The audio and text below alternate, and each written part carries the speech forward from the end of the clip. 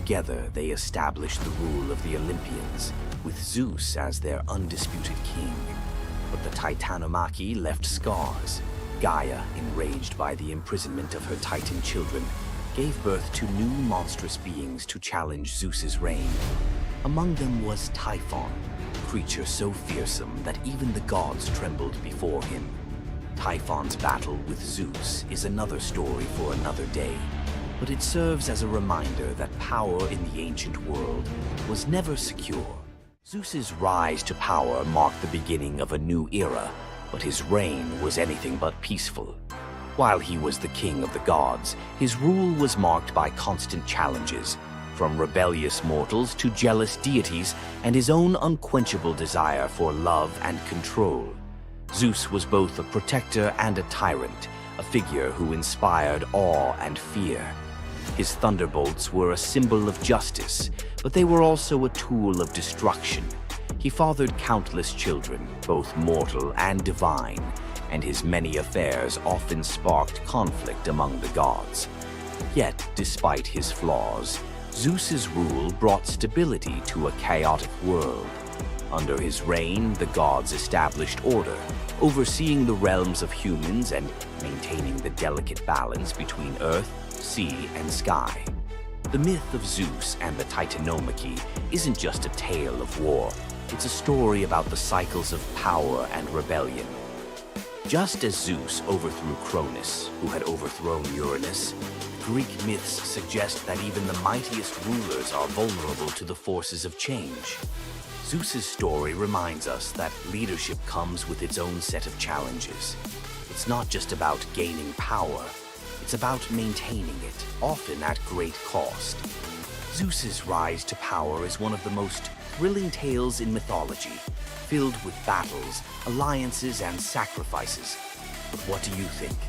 Was Zeus a just ruler, or was he simply another tyrant destined to fall like the Titans before him? Let us know your thoughts in the comments below. Don't forget to like this video if you enjoyed this dive into Greek mythology, share it with fellow myth lovers, and subscribe to our channel for more epic tales from the ancient world. Until next time, remember, the gods may rule from above, but their stories remind us of the struggles we all face below. You thought fairy tales were magical. Think again. The real origins of these classic tales are disturbing, gruesome, and filled with horror. Many of these stories have been sanitized for modern audiences, but their original versions were filled with betrayal, curses, and brutal consequences. From Pinocchio's horrifying fate to the true story of Bluebeard, let's dive into the darker side of fairy tales that history tried to erase. Fairy tales weren't always about happily ever after.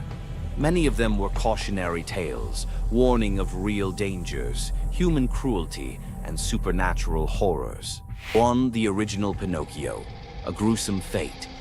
Before Disney made him a lovable puppet, Carlo Collodi's original Pinocchio was a terrifying little troublemaker.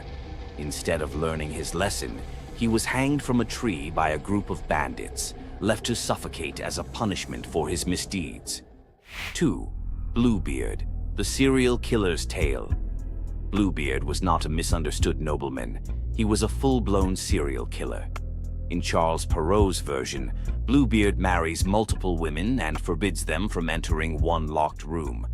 When his latest wife disobeys, she discovers the corpses of his past wives, hanging from hooks. He nearly kills her too, but she's saved at the last second by her brothers. Some believe this gruesome tale was inspired by real-life figures like Gilles de Rais, a nobleman convicted of horrific crimes. 3. The Pied Piper, a tale of mass disappearance. The Pied Piper of Hamelin was not just about a man who played music to lead away rats. He also took the children. In some versions, the town refuses to pay him for his services, so he takes revenge by luring all of their children into a cave, where they are never seen again. Historians believe this could be based on a real event, where an entire group of children from Hamelin mysteriously vanished in the Middle Ages. 4. Rumpelstiltskin, a vengeful trickster. In the original versions of Rumpelstiltskin, when the young queen guesses his name, he doesn't just leave. He flies into a rage so intense that he tears himself in half. In some versions, he stomps on the ground in fury, falling into a pit and disappearing forever. His obsession with taking the queen's child has led some to believe he wasn't just a trickster, but something far darker. 5. The Robber Bridegroom, a wedding night nightmare.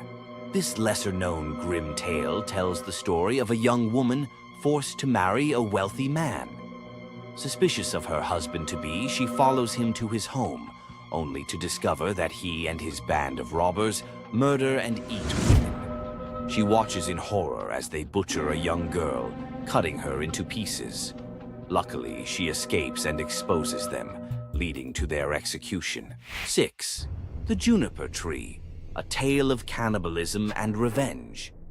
One of the most horrifying grim fairy tales, the Juniper Tree tells of a stepmother who decapitates her stepson, cooks his body, and feeds it to his unsuspecting father. The boy's sister buries his bones under a juniper tree, and from the tree the boy returns as a vengeful spirit, transforming into a bird and dropping a millstone on his stepmother, crushing her to death. 7. The Girl Without Hands, a story of betrayal and survival. In this disturbing fairy tale, a poor man accidentally sells his daughter to the devil in exchange for wealth. When she resists the devil's temptations, her own father chops off her hands to fulfill the bargain. Eventually, she escapes, gains magical silver hands, and finds a happier fate, but not before enduring unimaginable suffering. Why were these stories so disturbing? Fairy tales weren't just for children. They were warnings, morality lessons, and sometimes outright horror stories meant to instill fear and obedience. Over time, many of them were altered, softened, or rewritten to make them more acceptable. Which of these dark fairy tales shocked you the most? Want to uncover more forgotten stories and chilling legends? Subscribe now and dive into the forgotten history of fairy tales. What would you do if you gave up everything for love, only to be betrayed by the one you trusted most? In the Greek myth of Medea, love led to ultimate revenge, and the consequences were deadly. Let's dive into this tragic tale. Medea, a sorceress of immense power, fell in love with Jason, the leader of the Argonauts, when he came to her homeland seeking help. Medea, who was deeply in love with him, used her magic to aid him in his quest for the Golden Fleece. She betrayed her own family, murdered her brother, and helped Jason achieve his goal, all out of love for him. Once Jason had the fleece, Medea fled with him to Greece, where they started a life together. But as time went on, Jason's love for Medea faded. He decided to marry Glauce, the daughter of Creon, the king of Corinth, in an effort to secure a more powerful position. Medea, heartbroken and furious at the betrayal, decided to exact her revenge. She used her powers to craft a poison so deadly that it would burn Glauce alive when she put on a beautiful dress that Medea had sent her as a gift. But Medea didn't stop there. In her grief and rage, she murdered her own children, Jason's children, to ensure he would suffer the most for his betrayal. The pain of losing everything she loved was unbearable, and Medea, having left nothing behind but destruction, fled to Athens, leaving Jason to wallow in his sorrow and regret. Medea's story is a tragic reminder of the destructive power of betrayal and the extreme lengths to which love can drive someone. Sometimes love is not only blind, but it can also lead to devastation and vengeance. Does Medea's vengeance leave you thinking about the darkest side of love? Subscribe for more ancient Greek myths filled with twists, power, and passion. Ever wondered what it would be like to walk through the ancient world and encounter mythical creatures from Greek mythology? Get ready to meet the beasts that shaped legends. In Greek mythology, creatures were more than just beasts. They were symbols of the forces of nature, God's will, and humanity's struggle with the unknown. From the terrifying Minotaur lurking in the labyrinth to the mesmerizing sirens luring sailors to their doom. These creatures were as captivating as they were dangerous. The mighty Hydra, with its multiple heads that regrew each time they were cut off, was a symbol of unstoppable power. The Cerberus, the three-headed dog guarding the gates of the underworld, represented the barrier between life and death. But not all mythical creatures were monsters. The graceful Pegasus, a winged horse born from the blood of Medusa, symbolizes freedom and the pursuit of the heavens. These creatures still live on in our stories, haunting the shadows of ancient Greece and whispering through the winds of time. Which Greek mythological creature fascinates you the most? Share your thoughts and don't forget to subscribe for more legendary tales from Greek mythology. Imagine being one of the greatest hunters in the world, known for your unmatched speed and skill. But despite all your abilities, your destiny is determined by a simple golden apple. Let me tell you the tragic tale of Atalanta, the huntress who couldn't escape her fate. Atalanta was abandoned at birth by her father, Zeus, who didn't want a daughter.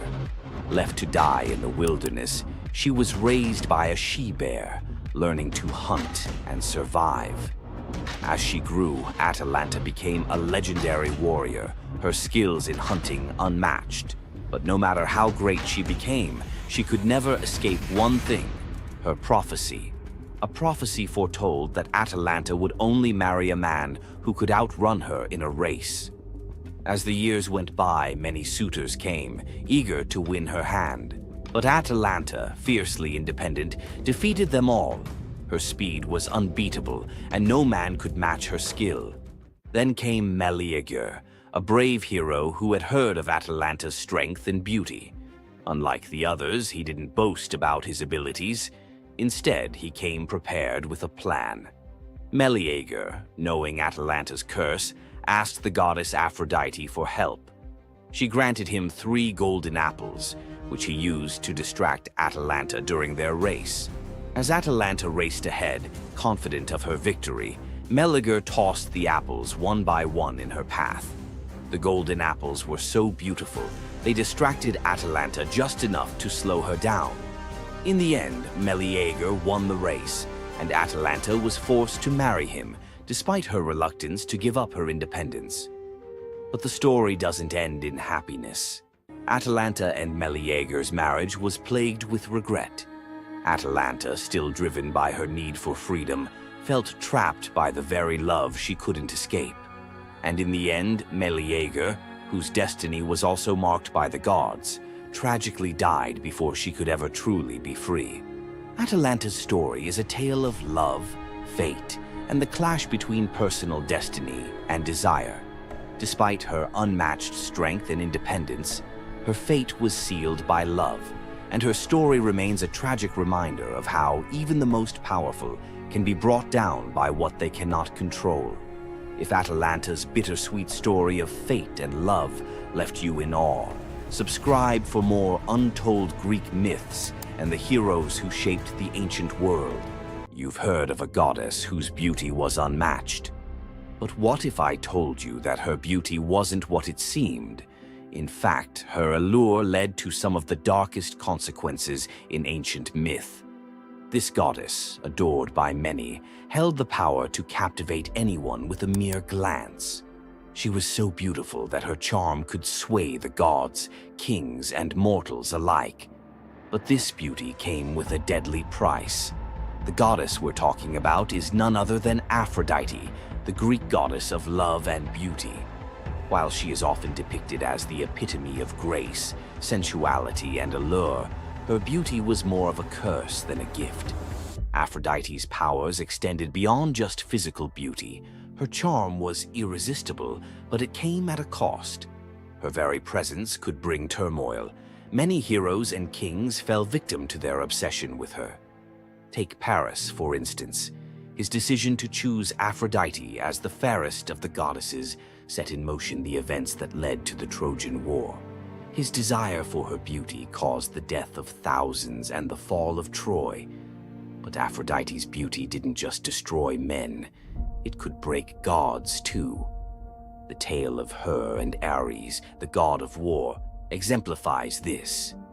While Aphrodite was married to Hephaestus, the god of blacksmiths, her passionate affair with Ares led to chaos among the gods. Her beauty wasn't just about attraction, it caused jealousy, betrayal, and ultimately destruction.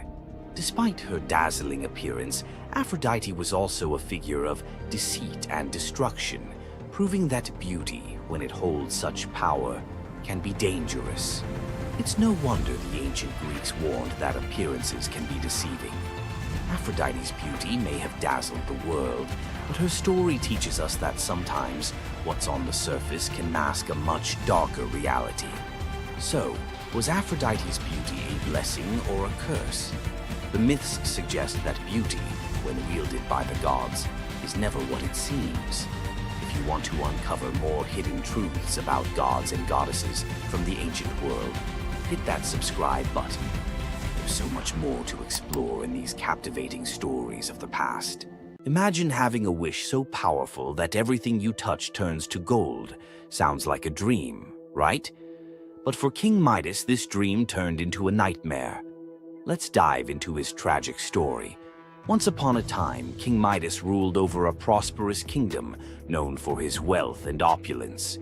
But Midas wasn't just content with riches. He wanted more. He wished for the ability to turn anything he touched into gold. One day, the god Dionysus appeared before him and, impressed by Midas's devotion, granted him the wish. At first, Midas was overjoyed. Everything he touched, his food, his treasures, his furniture, transformed into gold. His wealth grew beyond imagination, and his joy knew no bounds. But soon, Midas realized the curse of his wish. He touched a rose, gold. He touched his food, gold. Desperate for a meal, he tried to drink water, gold. In horror, Midas realized that even his daughter, whom he loved dearly, turned into a lifeless golden statue when he touched her. Furious with the consequences of his greed, Midas begged Dionysus for mercy. The god, seeing the king's suffering, told him to wash in the river Pactolus. And in that moment, Midas's golden touch was taken away. The river's waters, now imbued with Midas's curse, carried gold downstream, forever tainting the land. King Midas's story is a reminder that greed often blinds us to the consequences of our desires. His once prized gift became his greatest curse, teaching us that not all treasures are worth the price. If King Midas's tale of power and greed left you thinking, make sure to subscribe for more epic Greek myths and their timeless lessons. Stay tuned for more stories of fate, love, and the gods' wrath. Imagine a woman so terrifying that a single glance from her could turn anyone into stone. Medusa, a name that echoes through history as a monster, a villain, and a symbol of pure horror. But what if everything you thought you knew about her was wrong? Medusa wasn't always a monster. Her story is one of betrayal, injustice, and a curse she never deserved. She wasn't born a villain. She was made into one by the gods themselves. But even as a victim, she found a way to turn her tragedy into power. Today, we'll unravel the myth of Medusa and discover the deeper truth behind her story. From her tragic origins to her transformation into a feared Gorgon, to her epic confrontation with Perseus. This is the tale of Medusa like you've never heard it before. Long before the snakes, before the curse, Medusa was a mortal woman of extraordinary beauty. She wasn't born a monster. She was born human, the daughter of the sea gods, Phorcys and Ceto. While her sisters, Stheno and Euryale, were immortal Gorgons, Medusa stood apart as the only mortal among them. But it wasn't her mortality that set her apart. It was her beauty. Medusa's golden hair, radiant complexion, and striking eyes captured the attention of everyone, even the gods. She served as a priestess in the temple of Athena, goddess of wisdom and war, vowing to remain pure and devoted to the goddess. This is where her life took a tragic turn. According to the myth, Poseidon, the god of the sea, became infatuated with Medusa. Overcome by desire, he pursued her relentlessly, and one fateful day he cornered her in Athena's temple. Medusa, defenseless, could not escape his wrath. But instead of protecting her, Athena turned her fury against Medusa. The goddess, enraged by the desecration of her temple, cursed Medusa for what had happened, punishing the victim instead of the perpetrator. Athena's curse transformed Medusa into a gorgon, a being so hideous that no one could bear to look at her. Her golden hair turned into a nest of venomous snakes, and her eyes became so powerful that a single glance could turn living creatures to stone. This moment defined Medusa's new existence. Once revered for her beauty, she was now feared and hunted as a monster. But beneath the horror of her transformation lay a deeper question. Was Medusa truly cursed, or had she been given a weapon to defend herself in a world that had betrayed her? Medusa fled from civilization, retreating to a remote island where she lived in solitude. Here she came to terms with her new form and the terror it inspired. The snakes in her hair hissed constantly, and her reflection, once a source of pride, was now a weapon she couldn't dare to look at. But the world wouldn't let her rest. Tales of the monster of the island spread across Greece, and soon warriors came seeking glory by trying to slay her. None succeeded. Each challenger who entered her domain fell victim to her petrifying gaze, their bodies forever frozen in stone. Medusa's life became one of survival, fending off those who sought to destroy her while grappling with the isolation of her curse. She was trapped in a cycle of violence she didn't choose, but couldn't escape. As the years passed, Medusa's story became twisted. In the eyes of mortals, she was no longer the victim of a cruel curse, but a monster to be feared. The tragic young woman was lost to legend, replaced by the image of a terrifying villain. Enter Perseus, a young demigod with a destiny to fulfill. Tasked with bringing back Medusa's head as proof of his strength, Perseus embarked on a perilous journey to find her. But unlike the warriors before him, Perseus wasn't relying solely on his skill. He had the favor of the gods. Athena and Hermes provided Perseus with gifts to help him on his quest. Winged sandals to fly, a reflective shield to avoid Medusa's gaze, and a sword sharp enough to cut through anything. Most importantly, he was given a magical bag to safely carry her severed head. Perseus's journey to Medusa's lair was filled with danger, but none compared to the final challenge, facing the Gorgon herself. When Perseus arrived, Medusa was sleeping. For the first time in years, she looked peaceful, an almost human reminder of who she once was. But Perseus couldn't afford to hesitate. Using the reflective shield as a mirror, he avoided her petrifying gaze and struck with precision, severing her head in one swift motion.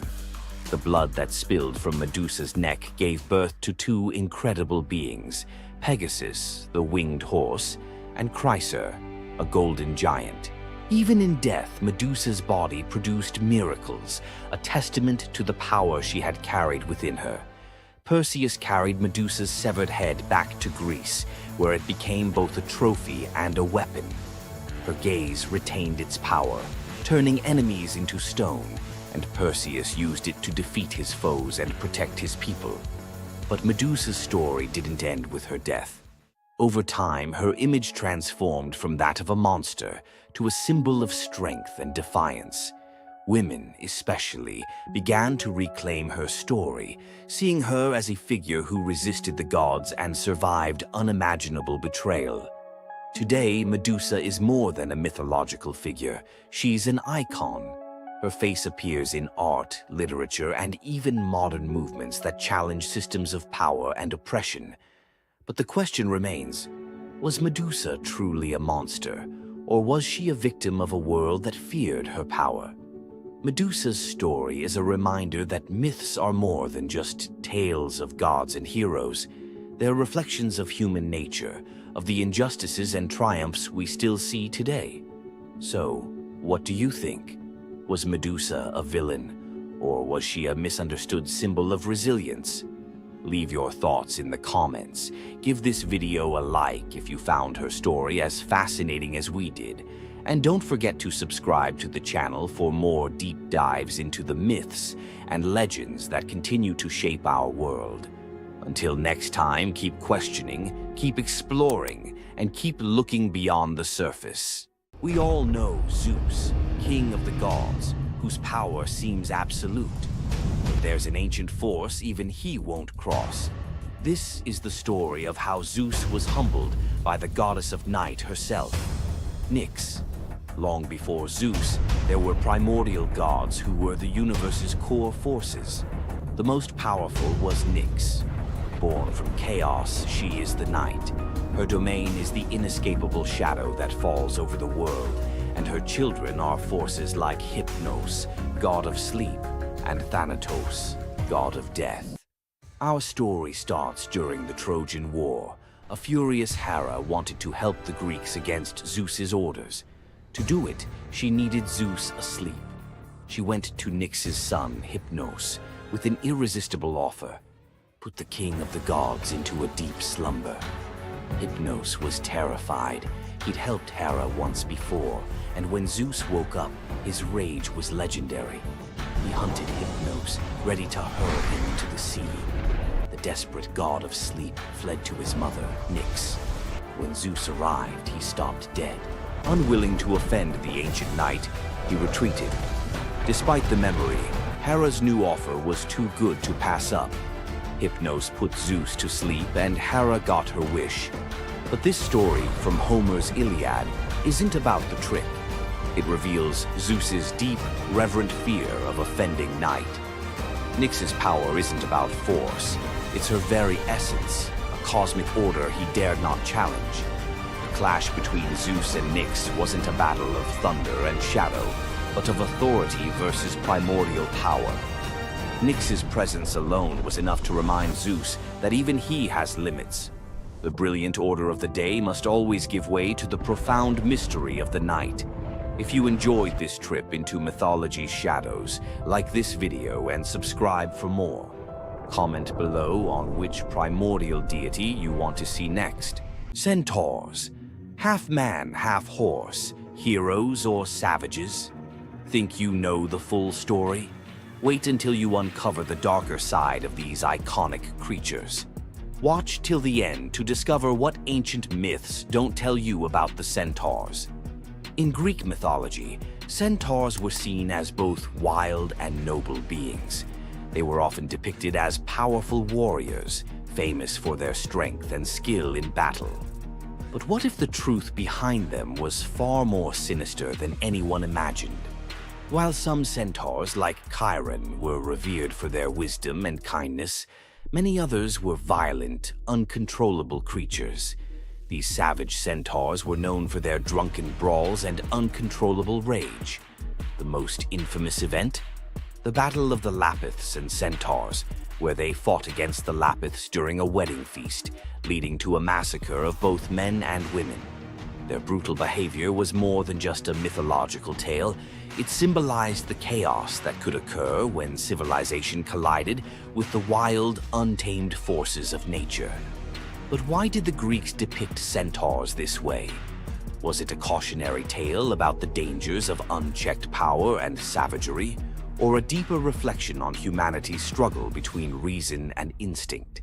The darker truth behind the centaur myth might just hold the key to understanding the wild, primal side of ancient Greek culture. Centaurs are more than just mythical beasts. They represent the conflict within us all. If you're fascinated by the hidden truths of ancient myths, don't forget to subscribe for more dark stories from Greek mythology. Every Monday you log on. Every quarter you hit your targets. Every year you get a new set of KPIs, and every time the boulder rolls right back down the mountain. You feel trapped in a cycle of meaningless repetition. You call it the 9-to-5 grind. The ancient Greeks called it Sisyphus. Sisyphus was not a hero. He was a master manipulator, the most cunning king in all of Greece. He betrayed Zeus to a river god just to get a freshwater spring for his city. But his masterpiece of arrogance? He cheated death itself. When Thanatos, the personification of death, came for him, Sisyphus tricked him, binding him in chains. For days, the world was thrown into chaos. No one could die. Warriors fought endlessly without consequence. The natural order collapsed. The gods finally intervened, freeing Thanatos and dragging Sisyphus to the underworld. But even here, Sisyphus had one last trick. He convinced Hades to let him return to the surface for just one day to punish his wife for not giving him a proper burial. Of course, he never returned. The gods, finally done with his games, devised a punishment that perfectly matched his crime: eternal, meaningless effort. Sisyphus was condemned to push a massive boulder up a steep hill. He would strain, fight, and claw his way to the summit, only for the weight of the universe to drag the rock back down the moment he reached the top. It's the ultimate metaphor for the modern corporate world. You spend 3 months pushing a quarterly report. You reach the summit. You celebrate. Then the boulder rolls down, and the next quarter begins. The goal is never achieved. The progress is an illusion. You are Sisyphus. But here is the revolutionary twist, the secret that transforms the myth. The philosopher Albert Camus saw Sisyphus not as a victim, but as the absurd hero. Sisyphus's freedom doesn't come from escaping the mountain, but from accepting the struggle. The moment he acknowledges the futility, the moment he finds meaning in the push itself, in the sweat, the effort, the sheer defiance of continuing, he defeats the gods.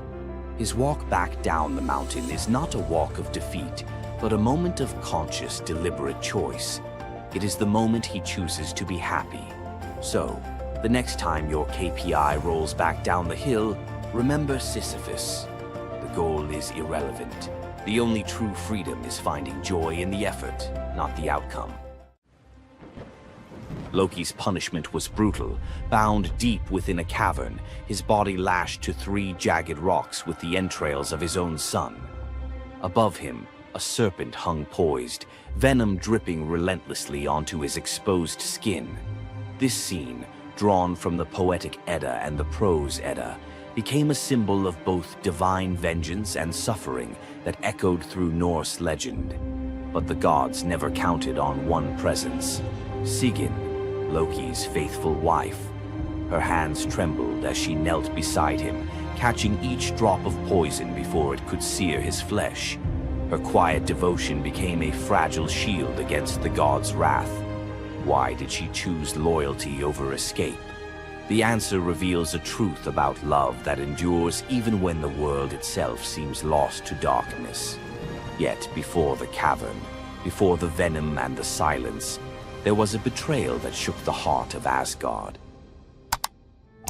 Balder was the light of Asgard, cherished by gods and mortals alike. His laughter filled the halls, a warmth that even the golden apples of Idun could not rival. When ominous dreams began to trouble him, his mother Frigg, desperate to protect her son, secured oaths from every creature and object in existence never to harm him.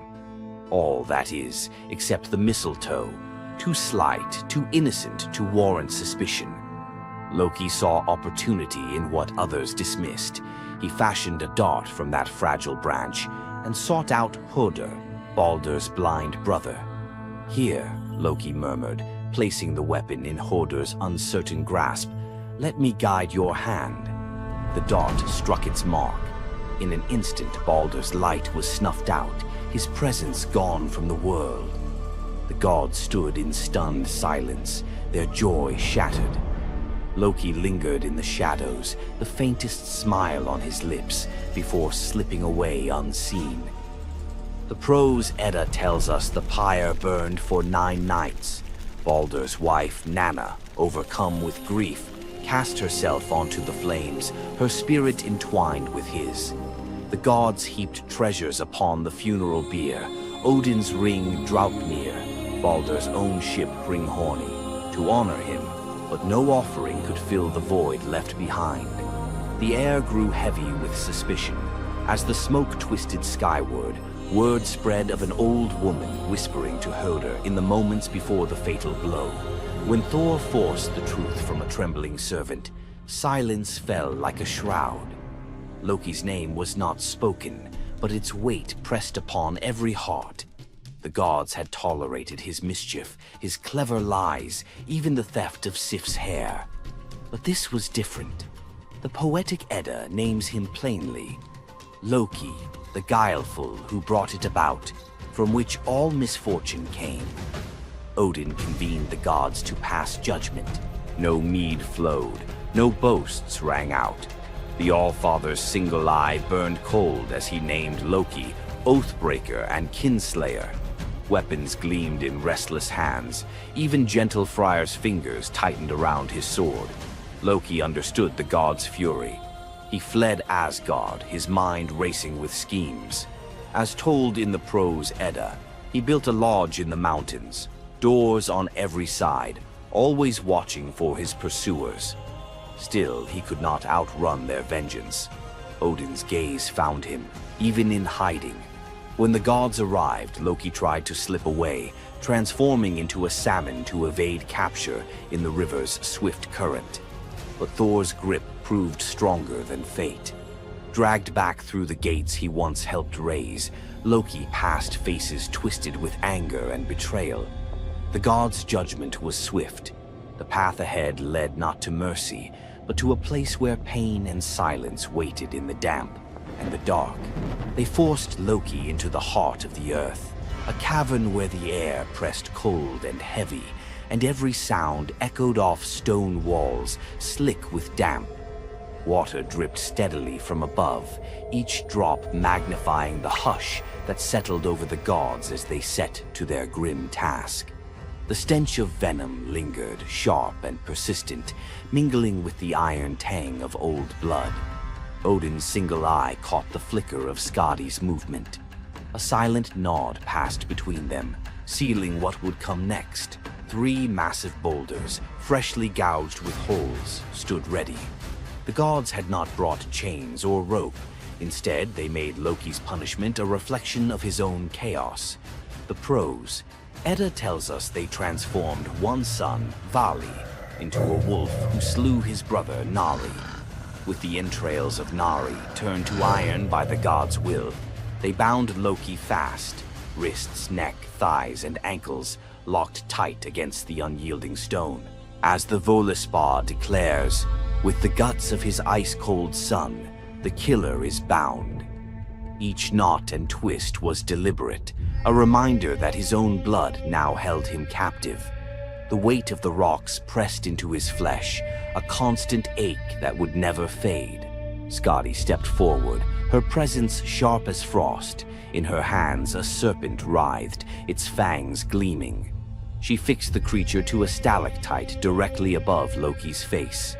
"For Balder," she said, her voice steady and cold. The serpent's jaws parted, and a bead of venom gathered at its tip. It hung for a moment, then fell. Loki's scream reverberated through the cavern, his body arching in agony as the venom burned into his skin. The pain was relentless, searing into bone, and the world above felt its echoes, earthquakes shaking Midgard, rivers shifting, the roots of Yggdrasil quivering. The gods watched in silence, their faces unreadable. Justice, they believed, had been served. As the serpent's venom continued its slow assault, the rhythm of torment became all-consuming. The next drop formed, poised to fall. Then a figure emerged at the edge of the chamber, a woman, silent, a wooden bowl cradled in her hands. Sigin's arms were blistered, her sleeves stained, but her grip was unwavering as she stepped into the circle of pain. The cavern held its breath. Sigyn knelt, her presence a quiet defiance. The venom hissed into the bowl, wood darkening with each drop. The gods turned away, their judgment complete, but the story within the cavern was only beginning. The bowl rested in Sigyn's hands, its wooden sides polished by hours of silent endurance. She knelt on the cold stone, skirts bunched beneath her, and waited for the serpent's venom to fall. The first drop struck with a hiss, a thin wisp of smoke curling up as Loki's breath caught in his throat. She kept her gaze fixed on the bowl, her resolve anchored by the rhythm of her task. Time unraveled in the cavern, marked only by the relentless cadence of the venom. Drip, catch. The liquid sizzled as it struck the wood, the heat seeping through Sigin's calloused palms. Each shift of her grip was subtle, a quiet adjustment to keep the bowl steady as her arms ached. Above, the serpent's shadow twisted over the stone, its coils unmoving, its venom gathering in slow, deliberate drops. Loki whimpered, bracing for pain that had become his constant companion. The sound of his dread was sharper than his cries. The air hung heavy with the stench of scorched flesh and the metallic sting of poison. The darkness pressed in, broken only by the faint glimmer of Sigin's tears as they mixed with venom in the bowl, each drop a testament to her resolve. The silence between drops was punctuated by Loki's ragged breaths and the distant echo of water dripping from the cavern walls. Sigin's world narrowed to the weight in her arms and the threat above. The bowl filled, the venom rising perilously close to the rim. Sigin's muscles trembled, but she did not let her grip falter. When at last the bowl brimmed, she had no choice but to turn away. In that brief moment, as she emptied the venom onto the rocks, Loki's body convulsed, his scream raw and unrestrained. The poison ate into the stone, leaving blackened scars as Sigyn hurried to wipe the bowl clean and return to her vigil. For time beyond reckoning, Sigyn remained. The myth offers no window into her thoughts, only the image of her kneeling, unwavering as Loki's mind splintered under the weight of his agony. Was she remembering laughter in sunlit halls, or simply unable to imagine leaving him alone in the dark? The venom's rhythm never changed. The bowl would fill. Loki would suffer. Sigyn would endure. In the hush that followed each scream, a question lingered, one that neither gods nor mortals could answer. Love in the dark was never simple. While the gods turned away, Sigyn remained, her presence reshaping the meaning of Loki's punishment. His betrayals had echoed through Asgard, yet her loyalty was a force the gods never expected. The Eddas offer no window into Sigyn's thoughts, recording only her actions. Blistered hands, a steady bowl, venom caught before it could sear flesh. This silence leaves space for us to wonder. Was it love that held her there, or a deeper sense of duty, something older and more enduring than the gods' own laws? Loki, once the master of deception, now depended on the mercy of the one he had so often left in the shadows. When the bowl overflowed and Sigyn turned away, each drip crept like fire through him, twisting his features in agony. His eyes, when they met hers, flickered with both gratitude and resentment. He needed her, but the venom's torment mingled need with bitterness. Still, Sigyn returned every time, catching the next drop before it could fall. The myths do not say what passed between them in those moments, only that she stayed, her resolve unbroken. Scholars often call Sigyn the embodiment of loyalty, the ultimate symbol of spousal devotion. Yet, her sacrifice was more than an act of love. It was a quiet rebellion. By kneeling in the cavern, she defied the gods' vision of justice. Odin had crafted Loki's punishment to be absolute, to break him alone in the dark. Sigyn's refusal to abandon her husband became a shield, her presence a silent protest that denied the gods complete victory. The Eddas never assign her a motive, leaving modern readers to fill the silence with their own questions and interpretations. Was her endurance an act of compassion or a challenge to the order imposed by the gods? Each drip marked the passage of time, each bowlful a measure of suffering and steadfastness. Loki's laughter, once quick and sharp, faded into broken gasps. His words, sometimes curses, sometimes pleas, found no purchase. Sigin's hands grew raw and ruined, but she did not falter. The cycle of pain and mercy continued, unbroken. In the end, it was not just Loki who endured the god's punishment. Sigin's vigil transformed it, turning isolation into a shared ordeal. In the darkness, her silent defiance and unwavering love became part of the myth, a testament to the power of presence, even when the world has turned away. Sigin's vigil stands as one of Norse myth's quiet marvels, a steady presence in the shadows, her strength measured not in battle, but in endurance beside the one the gods condemned. As Loki writhed beneath the venom's relentless burn, Sigin's hands never wavered. The Eddas remember her not for words or deeds of glory, but for the silent rhythm of her care. Her story reminds us that sometimes love endures in darkness. Sigin's vigil continues until the twilight of the gods, Ragnarok, whenever that may come. Would you have stayed?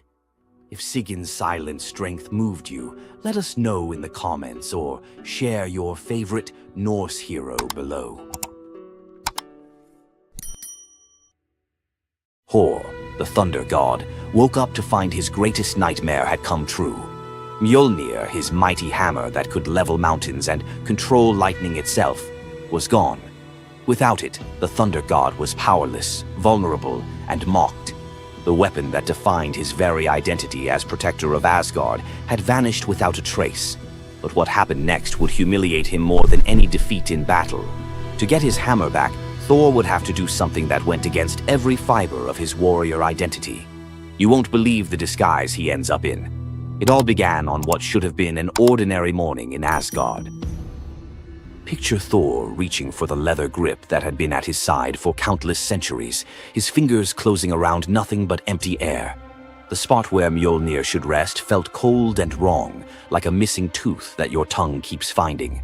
Thor's morning routine, as predictable as sunrise over Asgard's golden halls, shattered in that single moment of realization.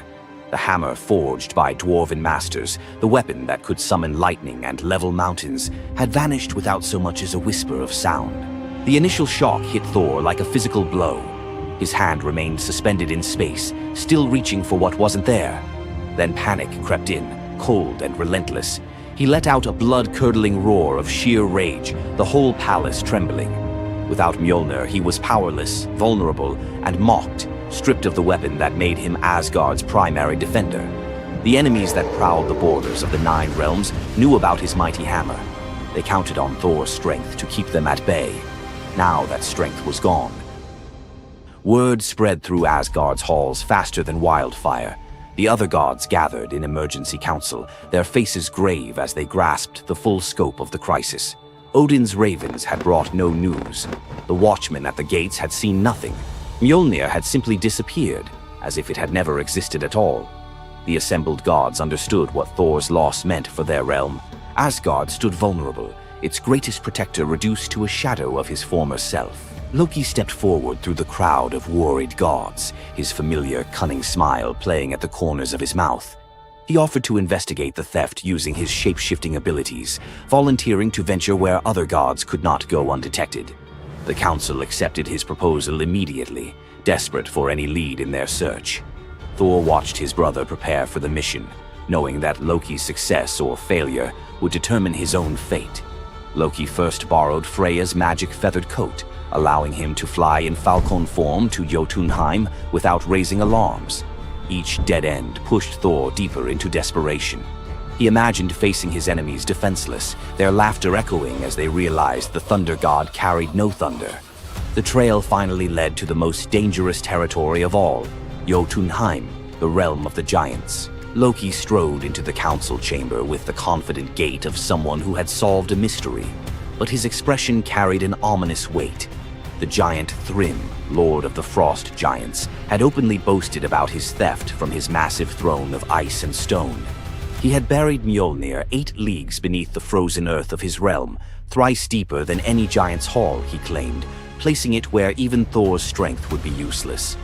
Thrym had what he thought was a simple demand for the Norse gods.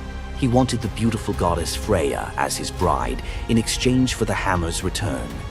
The giant had fixated on her legendary beauty and grace, convinced that possessing both Mjolnir and the goddess of love would make him the most powerful being in all the 9 realms.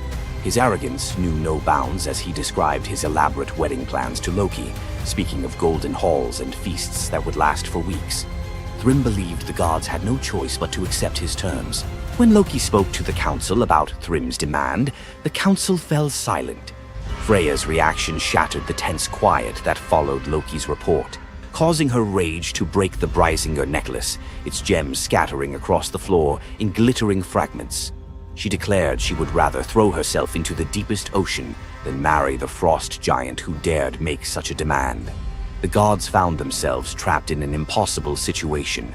They could sacrifice one of their most beloved goddesses to a giant's lust, or they could leave Thor permanently weakened and Asgard vulnerable to every enemy that prowled the borders. The council erupted in frantic debate. Some suggested launching a full assault on Jotunheim, but Thrym's fortress was impregnable and his army vast. Others proposed trickery or negotiation, but every path led to either devastating war or humiliating surrender. Heimdall, the far-seeing guardian who watched over the Rainbow Bridge, had remained silent throughout the heated discussions. When he finally spoke, his words stopped every conversation in the hall. His suggestion was so outrageous, so completely unthinkable, that even Loki's jaw dropped open in shock. The gods stared at Heimdall as if he had lost his mind, but they were out of other options. What he proposed, however, would challenge everything Thor stood for as a warrior. Heimdall's words hung in the air like a challenge to the very foundations of Norse honor. The far-seeing god had suggested that Thor disguise himself as a bride and infiltrate Thrym's wedding feast to recover Mjolnir. He spoke with calm authority, tie housewife's keys about his waist, and pin bridal jewels upon